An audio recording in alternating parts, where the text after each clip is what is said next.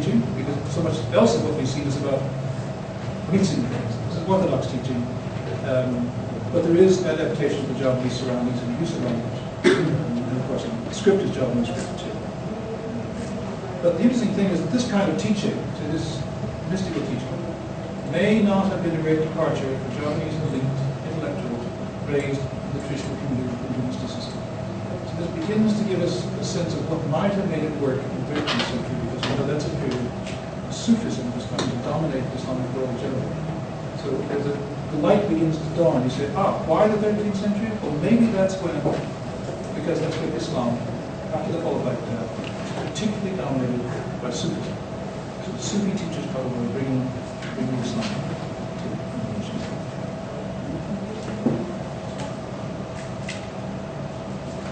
What's the time? You want a break yet? We're almost. Actually, 1 hour. Okay, let me just finish this, and then we'll have a break. How's that? Good. Then we'll come back and talk about. Let's have a break now. Or would you like to have maybe take some questions? Yeah, that's fine. Whatever. And then maybe a few questions, and then we can have a break. Say 10 minutes. Yeah, sure. Good. Questions?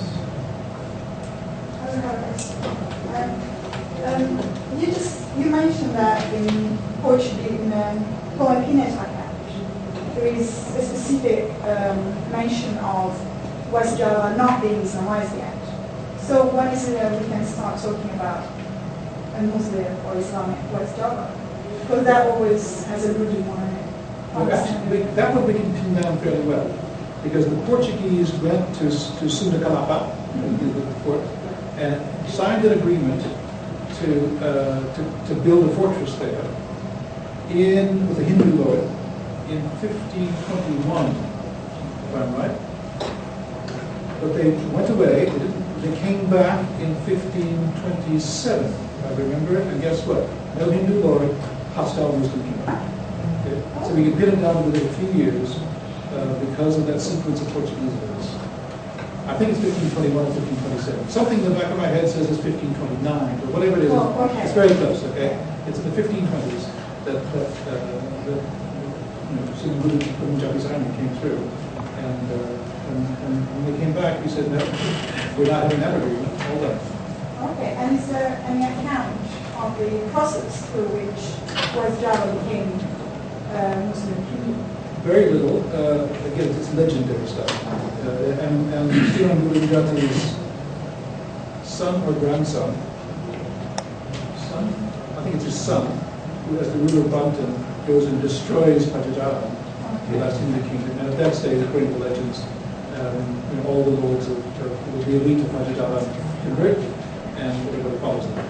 But that's legendary. We don't have those days. But thanks to that little Portuguese interlude, you actually get a fairly precise, probably more precise date than almost anywhere else.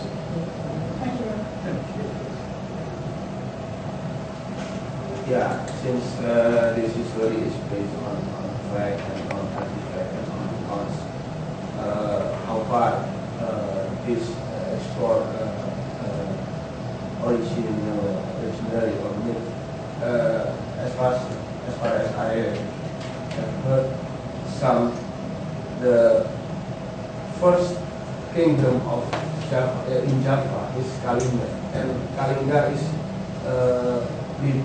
led by a queen called Ratu Sima, and his army and his people is refugees from the Khalifah Ali Caliph is fell and replaced by Muawiyah in Arab. So his people is refuged to Java and built a kingdom of Kalinga under Ratu Sima.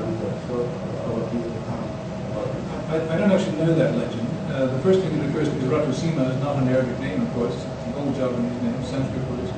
And the first kingdom in Indonesia, of course, long predates Islam.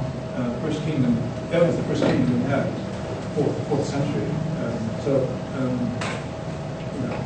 Several hundred years before the Prophet. So I just don't know that legend. There are lots of legends.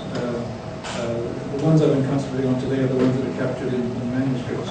You can go to almost any place in Indonesia and there will be local legends. I'm quite sure that some of them probably are reasonable memories of what happened, but some of them are also created much later. I mean, one example, there is a belief that the wayang was created by the Walis, and people believe that very firmly. And for example, even the term, the high Javanese term for wayang is ringgit. Some people say ringgit means Sunan Giri Ingkang Angge. So Sunan Giri created this. Now these are later folk traditions. There's no doubt the wayang is older than Islam. So these traditions come up everywhere. So I've been trying to concentrate on the older ones here, but that particular one I don't know about.